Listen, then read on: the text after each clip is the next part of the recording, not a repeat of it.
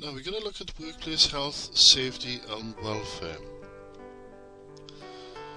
The aim of this unit is to introduce you to health, safety and welfare, work equipment, electricity and fire prevention.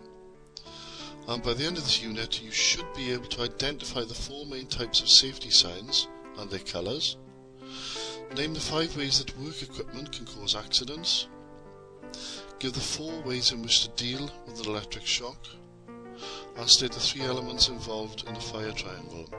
So let's have a look at the first one, 4 main types of safety signs. And they are, that one, the yellow triangle. Now this is a warning sign. Secondly, we got the red circle with the red triangular line. That's a prohibition sign. You must not. The blue one, the opposite to a prohibition sign, that's a mandatory sign. You must. And lastly, the green rectangular or square sign, that's a safe condition or information sign. It's the employer's responsibility to display, maintain and explain the signs, and it's the employee's responsibility to comply. So just remember those signs. It might be worth writing down the colours and the shapes, because questions have been asked in the past about various types of safety signs, their colours and their shapes. Here's an example of some graphical signs. You can see on the bottom there you got the warning signs, the yellow signs. You got caution, harmful fumes, caution, trip hazard, caution, high voltage, caution, hazardous area.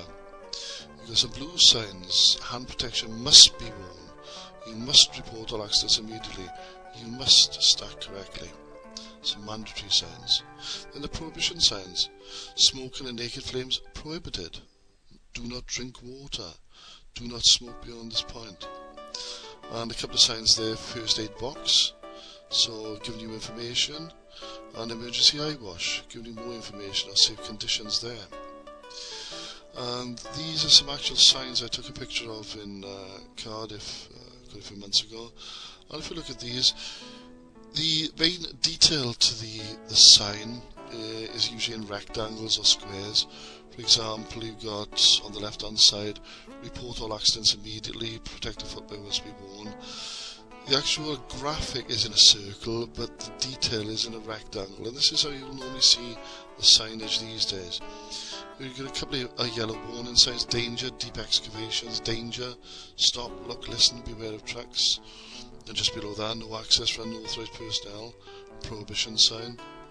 And we've got a green sign, safe information sign on the right hand side there. Site safety starts here. Right, let's have a look at the workplace environment. First of all, the building structure. All floors, walls and ceilings must be constructed with health and safety in mind. Floors preferably of one level, no cracks or holes or crevices or anything on the floor to cause slips, trips or falls. If it's fitted with a lino or carpet or carpet tiles, these must be fixed securely, not loose, so that might compromise safety. Walls shouldn't have anything jutting out of them that if you walk along or near a wall that you'd walk into whatever it is that's jutting out from the wall. The walls again must be fixed securely. There shouldn't be anything that's going to fall out of the wall. Similarly to the ceilings, nothing's going to fall out of the ceiling and compromise safety. Nothing hanging too low from the ceiling that somebody might walk into. Stairs shouldn't be too steep, should have handrails either side. There should be enough light so that people can see going up and down the stairs. Escalators and walkways, they must have emergency stop buttons, protruding red switches, that when you press them, the escalator or walkway stops immediately. Doors and windows, again, with health and safety in mind, doors mustn't open onto public thoroughfares or pavements where people might be walking past. Windows, again, shouldn't open that people might walk into them as they're walking past in a public thoroughfare. Windows above a certain height must have restraining devices on them so they don't open widely, that window cleaners or people might fall out of the windows. Services, ventilation should be adequate and sufficient, not too much that it might get too cold and you might lose the feel in your fingertips and you might end up dropping things, and not too little that it might become too warm and you feel a bit lethargic, feel a bit tired, and you might drop off or fall asleep whilst you're working with dangerous machinery. Temperature. Now, there are two minimum working temperatures that you must be aware of. The first one is 13 degrees Celsius and 16 degrees Celsius. 13 degrees Celsius is for indoor working where there's manual jobs being undertaken. Say for example a forklift truck driver within a factory environment. The 16 degrees Celsius is for somebody working in a sedentary occupation or in an office environment. There is no maximum working temperature. Lighting must be sufficient, and again not too much that there might be glare which could compromise safety, or not too little that could cause an accident because you can't see where you're going, or it might again compromise your safety. Workstations and seating, we look at that later on in the section where we look at ergonomics. Maintenance must be carried out by qualified personnel, so if it is your responsibility to maintain contractors or to actually employ contractors, you must check their qualifications, check their credentials. Say for example plumbers, electricians or gas fitters, they must be qualified and their qualifications must be up to date, and they must carry adequate insurance as well. Storage and stacking. Examples I always give, think of a filing cabinet. With a 3-door filing cabinet, you must always stack the filing cabinet with heavy items in the bottom drawer, medium items in the middle drawer, and light items in the top. If you do it the other way round, it becomes top heavy, and obviously when you open the top drawer that could fall on you and impact on you, cause injury. Similarly with a storage unit like a racking system or an open wardrobe, again heavy items on the bottom, medium items in the middle, and light items on the top. Again, for the same reason, it could impact on you if it becomes top heavy. And also with this one, if you try to remove heavy items from the top shelf, they could actually impact on you as well and cause damage. Now, there might be a question asked on manual handling which really affects storage or stacking. Now let me just explain. Now, a question has been asked in the past about where's the safest or the best place to put a heavy item once you've carried it through manual handling. Now from what I've just told you, you would think, well, that heavy item needs to go on the bottom of the stacking unit, but actually the safest, the best place to put it is at waist height, because it's far better with manual handling to put things at waist height than actually bend your knees to go back down to put it back on the floor. So if a question does come up, from a manual handling point of view, where's the best place to put on a stacking unit a heavy item is at waist height. Housekeeping.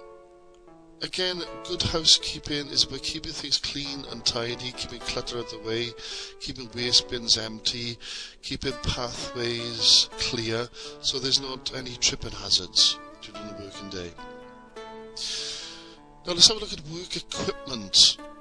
Now there are various types of work equipment, but there are 5 things I'll need you to write down and remember, because questions do come up on these in the exam.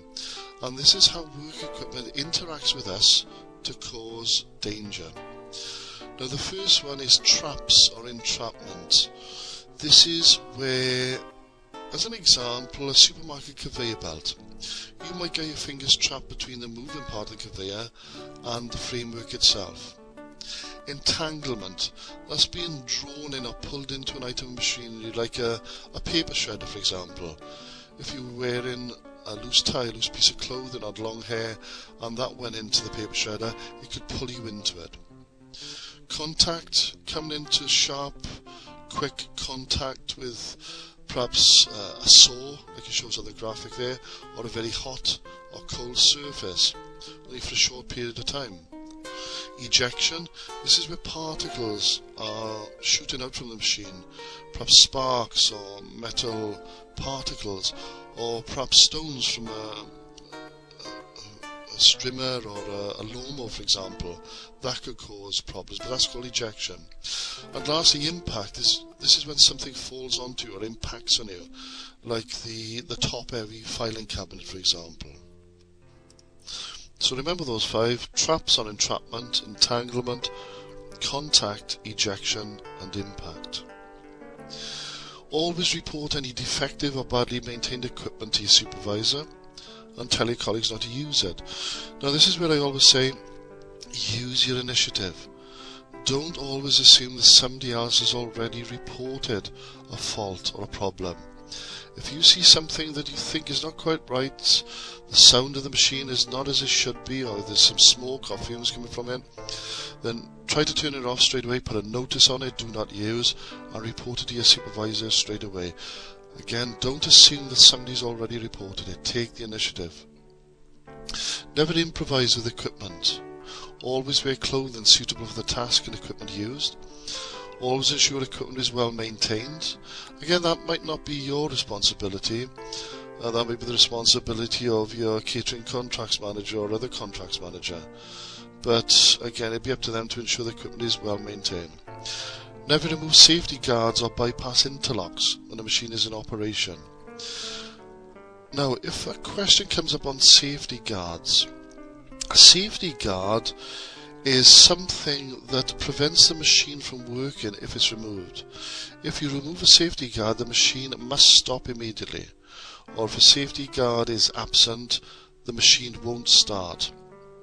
And lastly, take care when working near electrical equipment, as any drinks and electricity does not mix. You could become electrocuted.